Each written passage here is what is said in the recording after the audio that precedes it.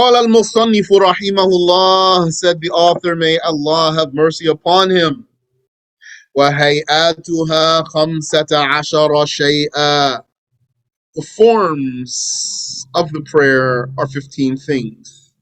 Yani, or the recommended matters that contribute to the form of the prayer are 15 things. رفع اليدين عند تكبيرة الإحرام وعند الركوع والرفع منه. Raising the hands when saying Allahu Akbar to start the prayer, and raising the hands when going down to ruku', when you want to bend over for ruku', and raising the hands when coming back up from ruku'. So what about going down to sujood? Not there. So if you're doing that one there before you go down to sujood, cut that one out. And if it's your habit, that means you need to be mindful so that you don't keep doing it. الشرح هيئات الصلاة ما ليس ركنا فيها ولا بعضا يجبر بسجود السهو. So the explanation is that these forms of the prayer or protocols of the prayer, so these hayat of the prayer, they are, so the Arabic word is hayat, hayat. This word hayat, so you can catch that sound, right? Hey, hey, at, where you at? Hayat. Hayat is the singular, is the plural of hay'ah. Hay'ah. So hay'ah in Arabic means form or shape or appearance.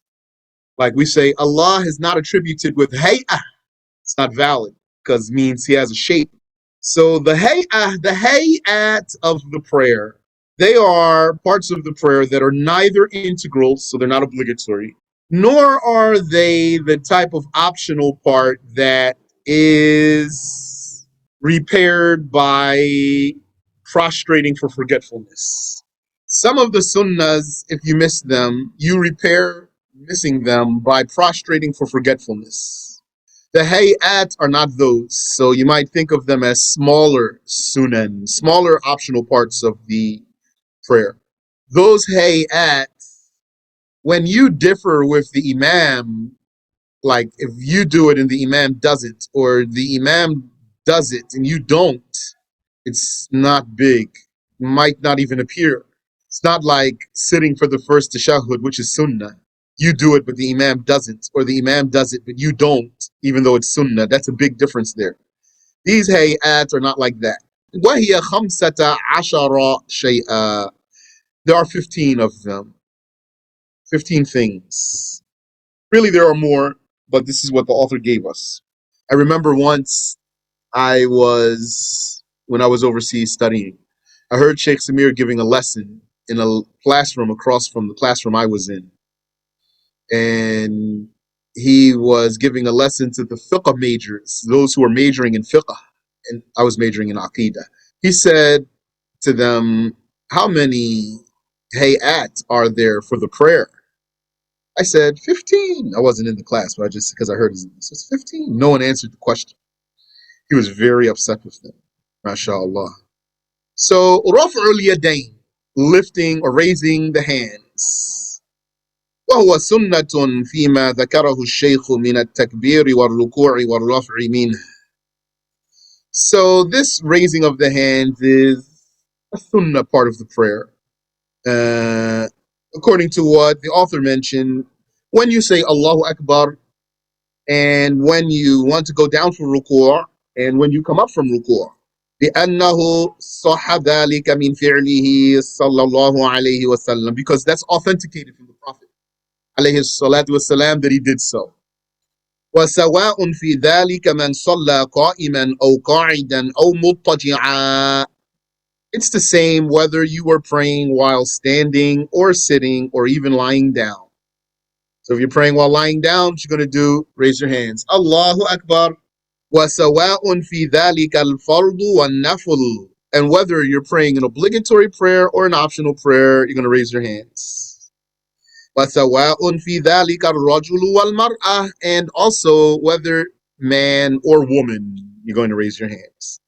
وَسَوَاءٌ فِي ذَلِكَ الْإِمَامُ وَالْمَأْمُومُ, and whether you are leading the prayer or you're following in the prayer. وكيفية الرفع أن يرفعها بحيث تحاذي أطراف أصابعه أعلى أذنيه وإبهاماه شحمتي أذنيه وكفاه منكبيه. Okay, so how are you going to do it? The way to raise the hands is to raise them so that the tips of your fingers are parallel, yani across from the edges of your ear, the top of your ear, the edge, yani the top of your ear, so that the tips of your fingers are parallel to the tops of your ears. So now you're doing like me. You can't see me though. I have my fingers. Now I'm actually touching my ears just so I can move my hands away and see what is that. So parallel to the tops of the ears. And also, the two thumbs will be parallel to the earlobes. Your two thumbs are across from parallel to your earlobes. And your palms are parallel to your shoulders. So, Allahu Akbar. That's pretty easy there. Alhamdulillah. وهذا معنى قول الشافعي والأصحاب يرفعهما حذو منكبيه. This is what Shafi'i and his disciples meant when he said one raises his hands parallel to his shoulders. وحجة ذلك ما رواه ابن عمر رضي الله عنهما. The evidence for that is what Ibn Umar reported. May Allah accept his deeds. أنه عليه الصلاة والسلام, that the Prophet عليه الصلاة والسلام كان يرفع يديه حذو منكبيه إذا افتتح الصلاة, that he used to raise his hands parallel to his shoulders when he would open the prayer. رواه الشيخان, that's narrated by the two sheikhs, Al-Bukhari and Muslim. You know what the two sheikhs are, Al-Bukhari and Muslim. And you're taking notes too, insha'Allah ta'ala. وَلَوْ كَانَ بِكَفَّيْهِ عِلَّةٌ رَفَعَ الْمُمْكِنِ. Now, if a person has a problem with his hands, then he raises what he's able to. أو كان أقطع رفع أو كان أقطع رفع الساعد. And if his hands are cut off, one raises his forearm. وَيُسْتَحَبُّ أَنْ يَكُونَ كَفُّهُ إِلَى الْقِبْلَةِ. And it's recommended that your palms would be towards the Qibla. وَيُسْتَحَبُّ كَشْفُ الْيَدَيْنِ وَنَشْرُ الْأَصَابِعِ. And it is recommended to not be wearing gloves, for the hands to be exposed and for the fingers to be spread. قال المصنف رحمه الله, said the author, may Allah have mercy upon him. ووضع اليمين على الشمال والتوجه والاستعاذة, and putting the right hand over or atop the left hand. Yani, so you're going to put the palm of the right hand against the back of the left hand. والتوجه, and to say the opening supplication. It's called at-tawajjuh, and it's also called al-iftitah. So tawajjuh, and it's also called iftitah, dua al-iftitah. Two names for the same dua. Yes. And then to say, to seek refuge. Then to seek refuge with Allah. Al-isti'adah. الشرح, the explanation. يستحب أن يضع كفه اليمين على اليسرى. It is recommended for one to put his right palm against the back of his left hand. وأن يقبض بكف اليمنى كوع اليسرى, and with his right hand to take hold of the wrist of the left hand. How would you take hold of that wrist? By using your index finger and your thumb. Or you could use your pinky and your thumb. You can take hold of your left wrist with your pinky and your thumb, or by your index and your thumb. ثبت ذلك عن فعله صلى الله عليه وسلم. This, putting the right hand over the left, is confirmed from the Prophet alayhi salatu wasalam.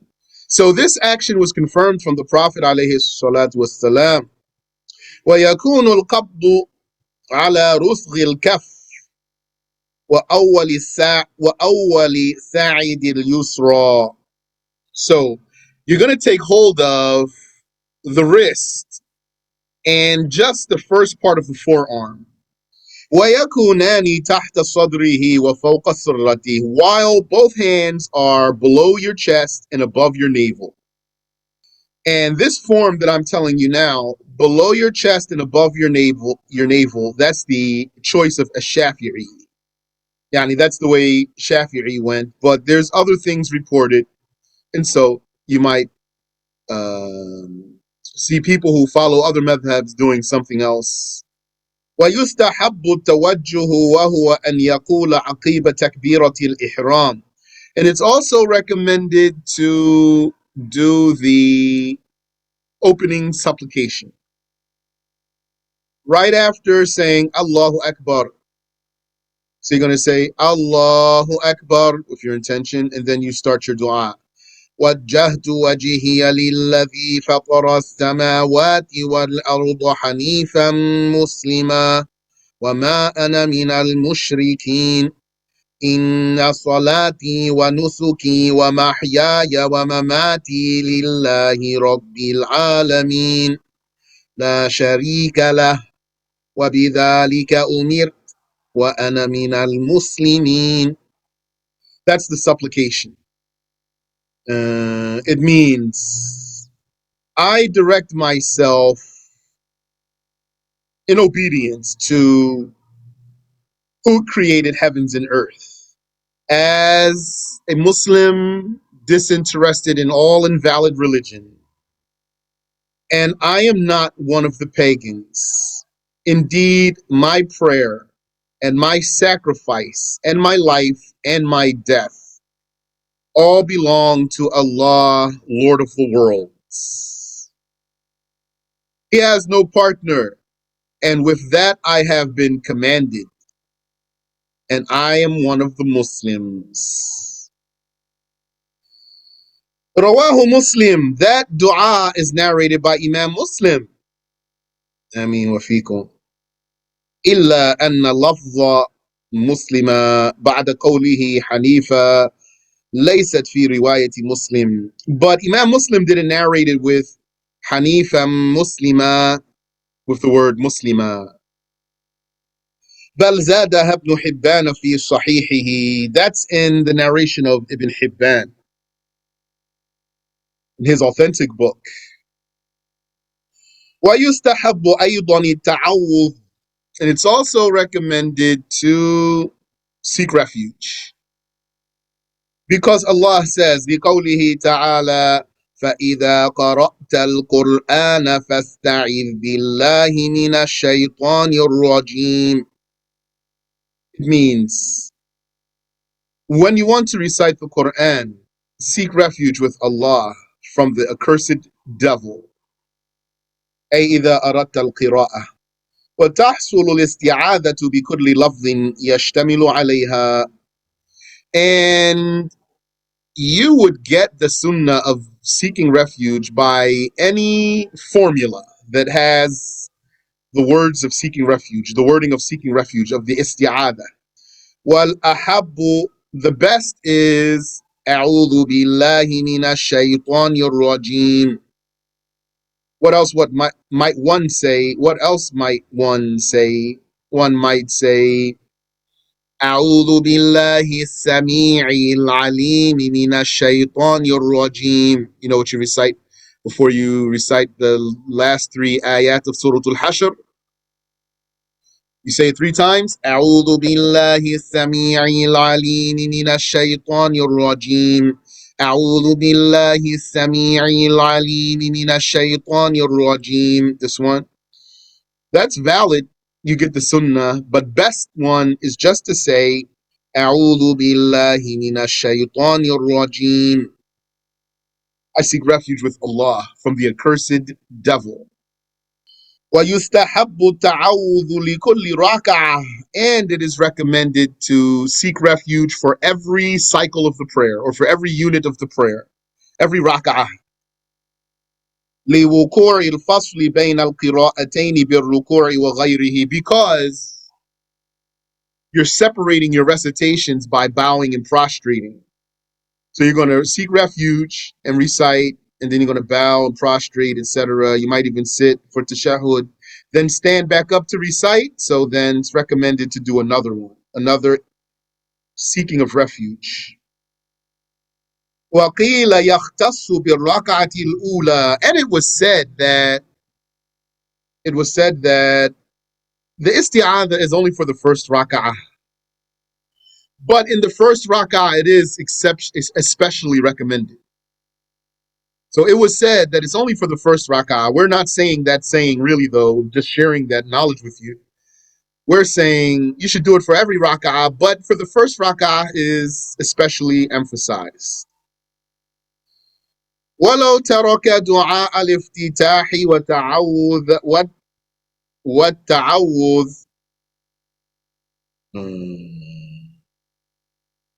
وتعوذ لم يعد إليه. Now, what if a person skipped the opening supplication and then he said, "A'udhu billahi minash shaytanir rajim," and then he remembered, or maybe he even skipped it on purpose? Lam ya'ud ilayh. He should not go back to that opening supplication. So first you have Allahu Akbar to start your prayer. Then wajjahtu wajhi, opening dua. Then a'udhu billahi minash shaytanir rajim. So the one in between, the opening dua. If you skipped it and you said Allahu Akbar, a'udhu billah, then you don't go back to the opening supplication after that. You missed its spot. Sawa'un ta'ammada aw nasi, whether you skipped it on purpose or you forgot. Bifawati mahalli. You don't go back to it because now you missed its place. You missed its place. So someone might say, "Oh, it's so easy though. This is a big deal." So think about it like when you raise your hands. Doesn't that have a place? Raise your hands. It has its own place, right? So you do it at its spot. So what if you forgot to raise your hands and then in the middle of your recitation, so you're saying, for example, Maliki Yawmiddin, Iyyaka na'budu, and then you say, "Oh, I didn't raise my hands." So Iyyaka na'budu, and you raise your hands. Isn't that weird? Yeah. Why? Because it's out of place. Those hayats, those forms of the prayer, when you miss them, you don't go back to them because you missed their spot. You have to put them in their proper spot.